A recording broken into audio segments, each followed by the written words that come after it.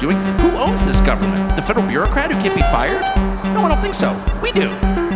So if you wind up in a country with over 1 billion classified federal documents, you are living in an extremely corrupt country. Extremely corrupt. And everyone around the world knows that about the United States. We don't know it. We don't think we live in a corrupt country. We do.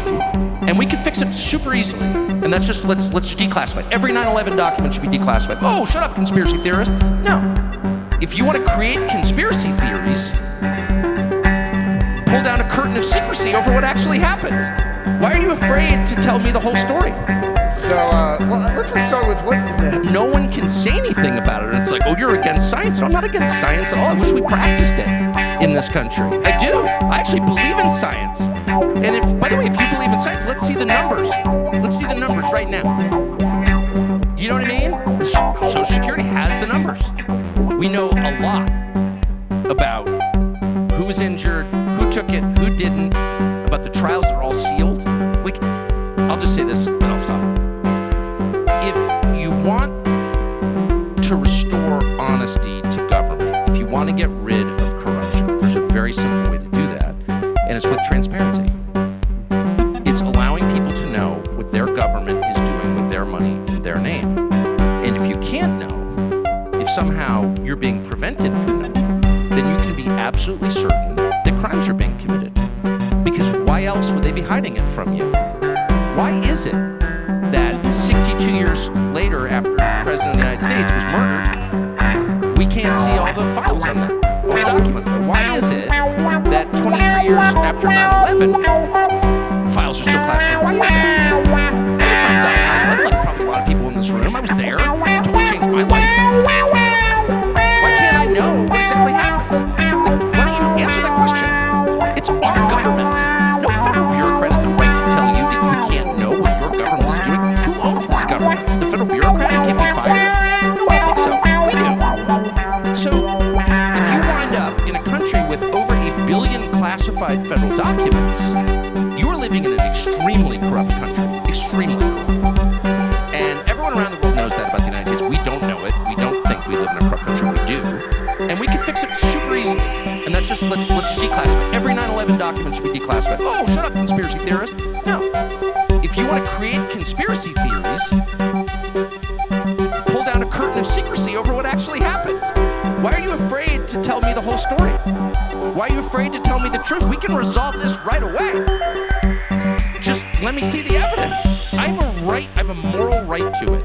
They have no moral right to keep it from us. So if I have one hope, secretly, for this administration, it's massive declassification. And let's find out what they've been doing. What happened to all the $100 billion we sent to Ukraine? There's been no audit. Oh, they don't want to declassify that? Why? Oh, because it's a scam. That's why. And that's why I'm just so grateful that Robert F. Kennedy Jr., who I believe spoke to you earlier, will be a part of this administration, and I think he will be. He'll be a cabinet secretary. And I hope that his presence reminds all of us the cost of secrecy. 2 members of his family were murdered. We still can't see the documents there. Why is that? And why don't we have full transparency on anything related to public health? What's the actual answer? And the answer is they're lying. And they shouldn't be allowed to lie. So I hope that changes.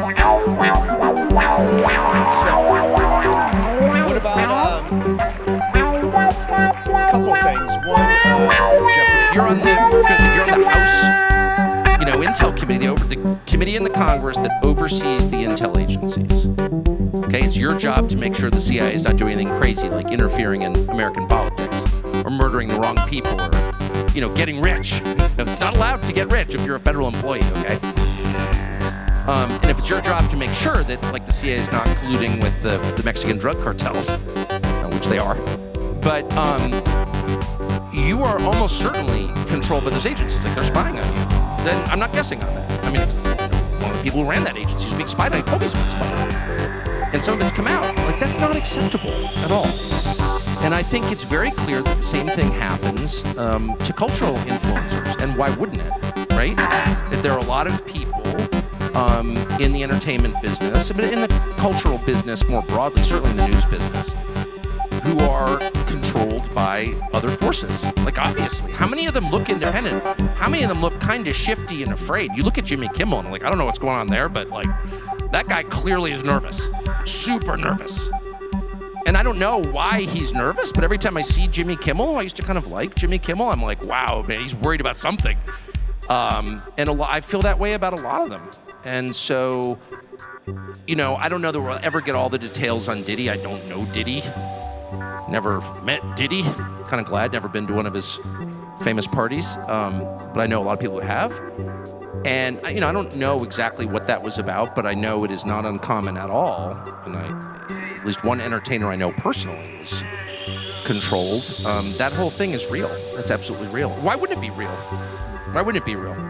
To lean on somebody to reinforce a narrative for the purpose of maintaining power. I mean, a lot's at stake. You know, running the world, there's a lot of power, a lot of money. Don't delude yourself.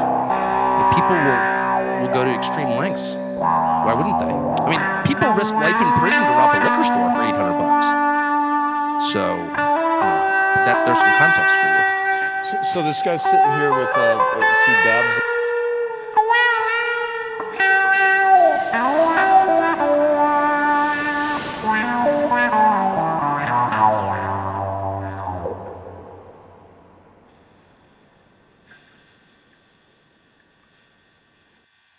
That was last follow-up on that is celebrities don't appear to be as influential for presidential elections as I think they thought they were.